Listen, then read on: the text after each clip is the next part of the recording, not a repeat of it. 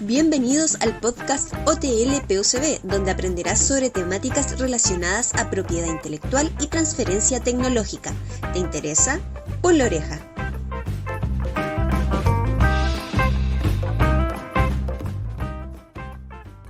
Muy buenos días y bienvenidos a la segunda temporada del podcast de la Oficina de Transferencia y Licenciamiento OTL de la Pontificia Universidad Católica de Valparaíso, PUCB. El objetivo de este podcast es difundir lo que hace nuestra oficina en materia de propiedad intelectual y transferencia tecnológica, como ya bien sabían, pero esta es la segunda edición. Y para partir esta segunda versión, nos encontramos con una nueva integrante, Vania Badilla, gestora tecnológica de la OTL PUCB y nuestra nueva coanfitriona. ¿Cómo estás, Vania? Hola Antonia, muy buenos días, muy bien. Y como no podía faltar, hoy también tenemos un invitado que ya hemos destacado como protagonista, es Roberto Bastía, profesor adjunto del Instituto de Biología, quien nos hablará un poco más de su tecnología KiwiPage y su reciente solicitud de patentamiento. Bienvenido, Roberto. Hola Antonia, hola Vania, muchas gracias por la invitación. Bienvenido. Y ahora, Vania, yo sé que tienes unas preguntas para Roberto. Hola Roberto, ¿cómo estás? Queremos saber más de ti. ¿Cómo has llegado a este trabajo actual? ¿Cuál fue tu motivación para estudiar y trabajar en lo que estás actualmente? Bueno, la historia es un poco larga, ¿cierto? Yo estudié inicialmente ingeniería en biotecnología molecular, entonces siempre estuve un poquito ligado a este tipo de investigación un poco más aplicada, ¿no? Después me especialicé con un doctorado en microbiología y ahí empecé a trabajar más con lo que son los bacteriófagos, que es, digamos, el centro de esta tecnología, ¿no? Y cómo llegué al desarrollo de este proyecto. Este proyecto nace junto con cuando llegué a la universidad, cuando llegué a la PUCB, y tiene que ver con una noticia que salió en el diario en ese momento, creo que era cerca del 2014, donde salió una noticia donde las plantaciones de kiwi estaban siendo fuertemente afectadas por una bacteria, que era un nuevo fitopatógeno que había llegado al país. Y bueno, yo ya tenía experiencia en el desarrollo de algunos proyectos tecnológicos para controlar bacterias patógenas en otras áreas, no en agricultura. Entonces pensé que lo que había hecho antes, la experiencia que tenía, podía servir para tratar de buscar una solución a este problema que estaba afectando a la industria del kiwi. Entonces ahí surgió todo. Maduré un poquito esta idea con algunos colegas de la universidad y partimos con un proyecto interno de la universidad como para una especie de prueba de concepto para ver si es que tenía viabilidad o no, y así fue creciendo de a poco. ¿En qué año fue esto, Roberto? Esto fue por ahí por el 2014, yo creo. Sí, ahí fue como el primer proyecto interno que tuvimos en la universidad, empezamos a hacer las primeras cosas, y después esto continuó con proyectos FONDEF, y el primer proyecto FONDEF lo postulamos en el 2015, y a finales de 2015 empezamos a ejecutar ese proyecto. Entonces se fue dando de a poco, en la medida que íbamos obteniendo resultados, nos íbamos entusiasmando más con la tecnología, obviamente también nos íbamos encontrando con algunos desafíos, y en la medida que íbamos trabajando íbamos tratando de solucionar esos problemas. Esa es más o menos un poco la historia. En el camino obviamente hubo varias cosas, se integró nueva gente, establecimos alianzas con entidades relevantes para el proyecto mismo, ¿no? Excelente. Y en ese sentido, para que nuestros oyentes se adentren un poco más en tu tecnología, ¿nos podrías explicar de qué trata más aterrizado al lenguaje de los oyentes de nuestro público? Sí, mira, lo que pasa es que bueno, esta tecnología trata de tratar de desarrollar un antimicrobiano natural, ¿ya? Contra esta bacteria. La bacteria es una bacteria que se llama Pseudomonas syringae, el patovar actinide, que infecta a las plantas de kiwi, causa una enfermedad que se conoce como el cancro bacteriano del kiwi. La bacteria se le conoce principalmente como PSA, ese es como el nombre común que tiene la bacteria, y nuestro antimicrobiano lo que hace es básicamente matar a las bacterias, ¿ya? Esa es la idea, y el compuesto activo, digamos, de este antimicrobiano son los bacteriófagos, y los bacteriófagos son virus, pero que infectan exclusivamente a las bacterias, ¿ya? Son totalmente inocuos para el ser humano, para las plantas, son entes naturales, ¿cierto? Que están en todos los ambientes, incluso dentro de nuestro cuerpo. Nosotros también tenemos bacteriófagos, son parte de la microbiota natural. Y la gracia es buscar y seleccionar los bacteriófagos que sean más eficientes para eliminar a esta bacteria fitopatógena, ¿no? Entonces ese es como el centro de la tecnología. Y bueno, una de las principales ventajas que tiene esto con respecto a otro tipo de antimicrobianos, más allá de que sea natural también, entonces no estamos utilizando compuestos artificiales, digamos, es que son específicos. Muchos de los antimicrobianos que se utilizan en agricultura no son específicos, entonces básicamente matan a todas las bacterias que pueden estar presentes, incluso algunas que pueden ser beneficiosas para la planta misma, ¿cierto? Porque la planta también interactúa con su entorno, con microorganismos que pueden ser beneficiosos para ella. Entonces la gracia de este antimicrobiano es que es específico para eliminar a esta bacteria y no alteraría el resto de la comunidad microbiana de la planta misma. Claro, por lo que te escucho, tiene muchos beneficios. ¿Habrá algún tope que te hayas encontrado al hacerla? Mira, yo creo que el mayor desafío es que esto funcione en campo. ¿A qué me refiero? Que yo, bueno, soy microbiólogo de formación, entonces nosotros tenemos mucha experiencia en trabajar con bacterias, con bacteriófagos. Podemos seleccionar sin problema en el laboratorio cuáles son los que funcionan mejor y llegar a una composición que sea efectiva en condiciones de laboratorio, digamos. Pero después esto tiene que funcionar en campo para que tenga una utilidad real.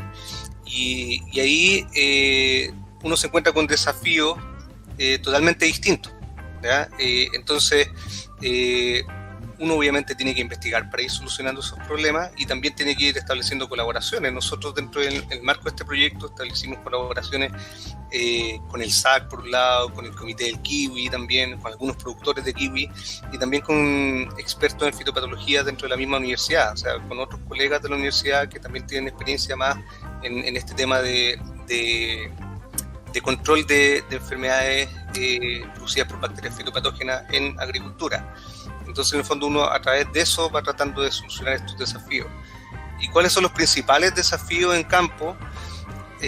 Pueden ser de cosas tan simples como, por ejemplo, cuando tú lo vas a aplicar al campo, de repente viene el viento y lo que tú estás aplicando en un campo, al final llega a un campo de al lado porque el viento lo arrastra al producto. O sea, son cosas muy simples, pero que si uno no está ahí o no tiene la experiencia, no las considera. Hasta otras que tal vez nosotros las anticipábamos, pero igual que uno tiene que ver cómo solucionar esos problemas, que es, por ejemplo, la misma viabilidad que puedan tener los fagos frente a condiciones ambientales, ¿ya? Porque cuando uno aplica los fagos en campo, van a estar expuestos a condiciones totalmente distintas a las que se encuentran en el laboratorio. Entonces uno tiene que ser capaz de lograr de que estos sean efectivos a pesar de estas condiciones adversas. Claro, y en ese sentido, ¿cómo fue el trabajo de llevarlo al campo, pero en pandemia? ¿Cómo tuvieron que adecuarse para hacer ese trabajo? Porque claramente se sumó un nuevo desafío. ¿Cómo lo tuvieron que hacer? ¿Se tuvieron que adaptar a los laboratorios? ¿Cómo lo hicieron?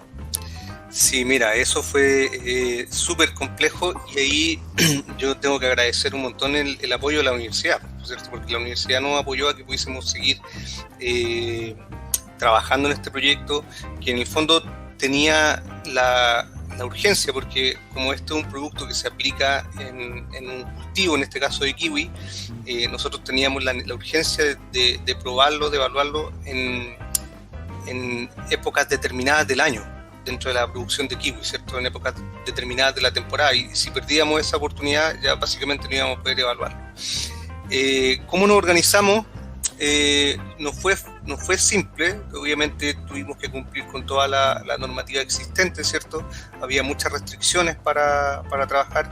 Estos ensayos nosotros los estábamos realizando en la zona de Peumo y en la zona cerca de Linares. Entonces implicaba mucho desplazamiento. La verdad es que nos pudimos organizar ahí y también tuvimos colaboración de las empresas que estaban asociadas al proyecto, ¿cierto? Que también ellos de algún modo tenían un poquito más de libertad al ser empresas que trabajaban directamente con la industria agrícola, tenían un poquito más de libertad para funcionar en las condiciones de cuarentena. Entonces también tuvimos harta colaboración de ellos. Entonces yo creo que al final se pudo hacer porque todos pusieron su granito de arena, ¿cierto? Roberto, y en cuanto a la propiedad industrial, sabemos que ya está registrada la marca KiwiFage y que actualmente se acaba de solicitar la patente de invención. Según tu opinión, ¿cómo fue el proceso para obtener tanto la marca como la solicitud de patente? ¿Algo en particular que te haya llamado la atención? De llamarme la atención, no. O sea, uno tiene que empezar tal vez a entender otro tipo de lenguaje, por un lado. Claro. Con respecto a la marca, nosotros cuando postulamos el proyecto, uno, no sé, esto es una visión que tiene uno para hacer tal vez el proyecto un poquito más atractivo, trata de pensar en algún nombre que sea un poquito pegajoso, ¿no? Claro. Como nosotros estábamos pensando en que esta fuera una tecnología basada en bacteriófagos y controlar esta enfermedad del kiwi, pensamos en este nombre, KiwiFage. Ahora no sé si ese nombre vaya a pegar más adelante o no, pero en su momento nos pareció que podía ser un poco pegajoso. Entonces en el transcurso del primer proyecto pensamos que era una buena alternativa el registrar esta marca, incluso se diseñó un logo también. Y ahí en verdad lo fundamental fue el apoyo de la universidad también, porque nosotros no tenemos formación en este tipo de temas, entonces tal vez tenemos el interés o la necesidad de hacerlo, pero yo personalmente no tengo la formación, no sabría cómo hacerlo. Entonces ahí el equipo de la universidad fue fundamental para lograrlo. Y en cuanto a la patente, yo tengo un poco de experiencia mínima en cuanto al patentamiento de productos basados en bacteriófagos, pero eso es totalmente distinto a llevarlo a la realidad, ¿cierto? Entonces ahí también es súper importante el apoyo de la universidad y el nexo que se hace con abogados especialistas en este tema, y ahí uno también va aprendiendo un poco, o sea, de cuáles son los puntos claves, qué es lo que se puede proteger, qué es lo que no se puede proteger, el cómo se redacta una patente, cuáles son los tiempos asociados o cuáles son los requisitos para poder solicitar la patente. Y ahí se genera también no digo un conflicto, pero un punto que hay que tener mucho cuidado, que uno como investigador siempre tiene el interés de reportar los resultados, ¿no? Uno siempre tiene el interés de publicar los avances que uno va teniendo, el conocimiento que va generando, pero a veces eso puede entorpecer la solicitud de una patente, entonces hay que tener mucho cuidado. Entonces ahí también es importante el diálogo que uno establece con las oficinas de transferencia para saber qué es lo que uno puede reportar, qué es lo que no, en qué momento. Eso es importante. Claro, lo que tú acabas de decir es fundamental, porque hay algunos proyectos que le exigen a los investigadores que publiquen, pero esto se contrapone con la propiedad intelectual, porque si tú lo divulgas ya no lo vamos a poder proteger. Entonces, claro, este es uno de los puntos que siempre nos toca hablar y recordarle a los investigadores. Roberto, y con respecto al depósito de los pagos, esto no es tan común que se hagan, o sea, no es necesario para todas las patentes. ¿Algo que nos quiera señalar con respecto a eso? Sí, mira, yo en verdad en este caso entiendo que es como una necesidad, ¿cierto? Cuando uno tiene una solicitud de patente que se basa en recursos microbiológicos, entiendo que estos recursos microbiológicos tienen que estar depositados en una colección. Exactamente. Entonces era un requisito y no es simple tampoco esa parte, porque ahí uno tiene que evaluar cuál es la mejor alternativa de acuerdo a cosas tan básicas como los presupuestos, porque depositar estos microorganismos en una colección tiene un costo y por ejemplo tienen costos distintos si es que uno deposita un microorganismo para que esté disponible así de uso público o cuando uno lo deposita con fines de patentamiento, y normalmente cuando uno lo va a depositar con fines de patentamiento es mucho más caro. Entonces es un tema que también hay que considerar y que de repente uno tal vez no manejaba antes, pero son temas importantes también. Súper. Ahora, Roberto, quisiéramos saber qué sigue después de obtener la patente, el trabajo a futuro de la tecnología, qué tienen pensado hacer, tienen pensado hacerle mejoras, tienen pensado hacer qué cosas. Mira, yo creo que en general todas las tecnologías se pueden ir perfeccionando. A mí lo que me interesa en particular es que las cosas que vayamos logrando vayan viendo la luz. A mí no me gusta que trabajemos en este tipo de temas, que desarrollemos tecnología y que después no se les pueda sacar provecho. No por un afán, digamos, comercial ni nada de eso, sino porque hay mucho esfuerzo invertido, mucho tiempo, mucha gente que trabajó, y uno cuando lo hace también piensa que esto pueda contribuir, ¿cierto?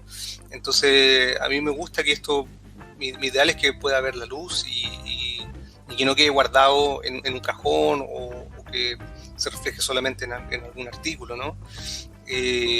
Si logramos eso, yo me daría completamente satisfecho con respecto a lo que hemos hecho hasta ahora, ¿no?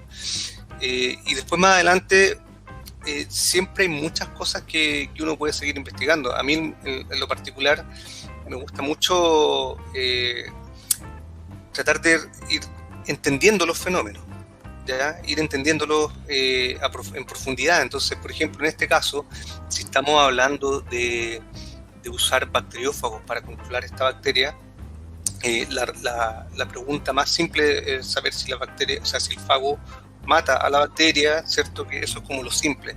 Pero detrás de esa interacción hay muchos fenómenos que sería interesante estudiarlos. Y si a partir de eso pueden surgir nuevas tecnologías o mejoras a la tecnología que ya tenemos, obviamente que vamos a estar atentos y vamos a consultar con la OTL para ver qué se puede hacer, ¿no? Claro, Roberto, has dado en el punto. Uno de nuestros objetivos en nuestra oficina es que los conocimientos generados se transfieran a la sociedad. Dejamos las puertas abiertas para ti y para todos los investigadores por si tienen dudas sobre transferencia tecnológica, sobre propiedad intelectual, que nos contacten. Yo tengo solo una duda, o sea, no es una duda, quisiera preguntarle a Roberto que nos diga, para cerrar este capítulo que está muy interesante, podríamos seguir hablando, pero el tiempo es corto. ¿Qué consejo le darías, como tú ya tienes una vasta trayectoria como investigador, qué consejo le darías a los estudiantes que quizás quieren impulsar una carrera investigativa o empezar a adentrarse en el mundo de la investigación? Mira, y esto es un tema que yo hablo con los estudiantes que llegan al laboratorio a hacer pasantías y cosas por el estilo. Para mí lo que es fundamental es que tú trabajes en un tema que te apasione. ¿Ya? Porque la carrera de investigación es muy amplia, ¿cierto? Hay muchos temas en los que uno puede investigar. Y a mí personalmente me ha tocado investigar en distintas cosas. Yo lo que investigaba en pregrado es totalmente distinto a lo que hago ahora.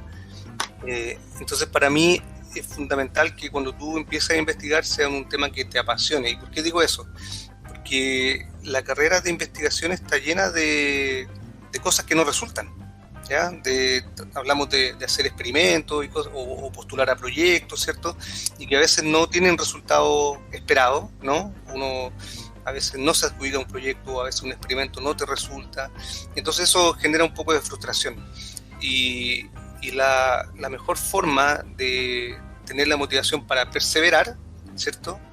Para mí es que el tema que tú estás investigando te apasione. Si el tema te interesa genuinamente, ¿cierto? Te apasiona la pregunta que tú quieres responder, entonces vaya a tener la motivación para seguir intentando, seguir investigando, seguir haciendo experimentos, vas a seguir postulando proyectos. Entonces para mí eso es lo esencial. Yo creo que el resto, no sé, el conocimiento se adquiere, uno estudia, ¿cierto? Las técnicas se aprenden, pero la motivación es lo más importante, yo creo. Súper, muchas gracias Roberto, y con esos consejos los dejamos para un próximo capítulo. Las puertas están abiertas, como bien dijo Vania, y esperamos volver a encontrarnos. Bueno, muchas gracias por la invitación nuevamente. Encantado también de contarles mi experiencia y ojalá que también sirva para la gente que está escuchando, que le interesa este tema o que tiene alguna duda al respecto. Muchas gracias, Roberto.